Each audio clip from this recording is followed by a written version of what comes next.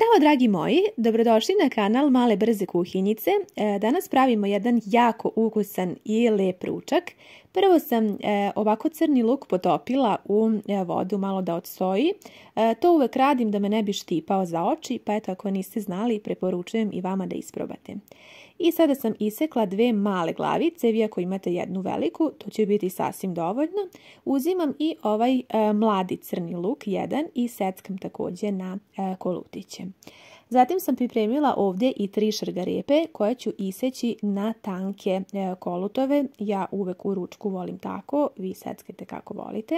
Očistite jednu crvenu papriku i dobro je operite, a zatim ću i nju iseckati ovako na sitne kockice.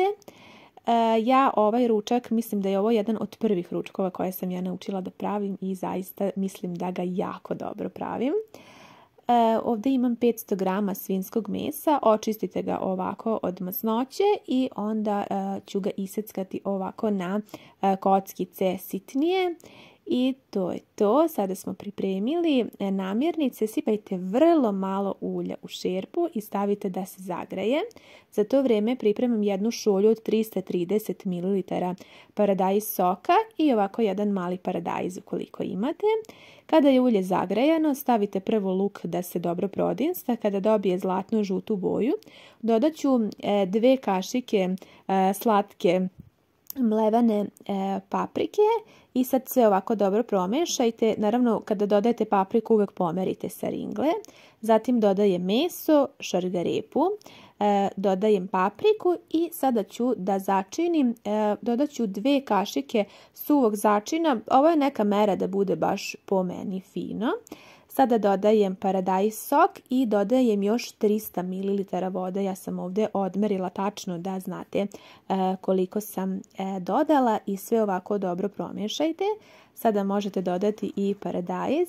Kuvat ću poklopljeno na dvojci od 3 veličine. Kod ovog jela meni je štos da ovaj saft bude dosta gust i da ne preterujete sa vodom.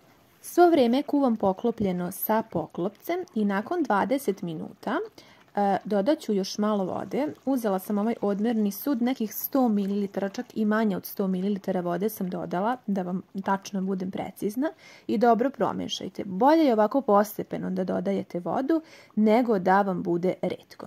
I sada nastavite da kuvate. Dok se naš prelepi ručak kuva, pripremit ćemo noklice. Ja ću koristiti ovog puta na tu količinu 3 jaja i posolit ću možda neke pola kašike soli sam dodala. To je sad sve individualno kako vi volite. I sada prvo ovako viljuškom dobro izmešajte. Dodat ću kap ulja. Također promešajte jaje i sa uljem. I sada, pošto je različita veličina jaja, ja ću prvo dodati 3 kašike brašna i onda ću ovako promešati, pa ću zatim dodati i još 2 kašike brašna i meni će ovo biti dovoljno. Uzmite špatulu i ovako dobro izradite smesu, pogledajte kako ona treba da izgleda. Po meni ovo su knedle idealne gustine. Naš ručak se kuva, ja postepeno dodajem vodu. I ja sam koristila ovdje još 350 ml vode. Znači sve ukupno sam potrošila 650 ml vode. Nije svako meso isto i ne upije jednako. Prema tome vodite računa i povremeno dodajte vodu da vam ispadne lep saft. U jednu manju šerpu sipala sam 600 ml vode sa prstohvatom soli i ostavila da prokuva. Sada sam uzela jednu kašiku i prvo sam u vruću vodu stavila kašiku i onda vadila knedle u veličini nekoj manjoj jer ja ne volim prevelike knedle. Saft bi trebalo ovako da izgleda ukoliko ne volite da je suviše redak.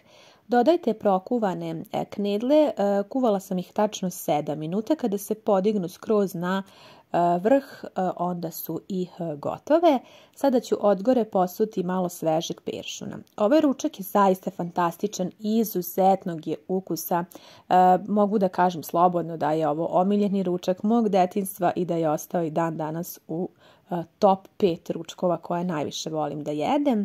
Zato sam vam i pokazala ovaj moj način pripreme jer zaista smatram da je jako ukusan i da nećete pogrešiti ukoliko napravite na ovaj način.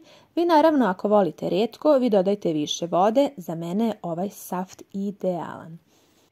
Ja se zaista nadam da vam se ovaj ručak u moje izvedbi dopao. Ovaj predivni paprikaš sa noklicama ili knedlama, ko kako zove. Hvala vam puno što ste pogledali video. Želim vam sve najlepše i prijatno.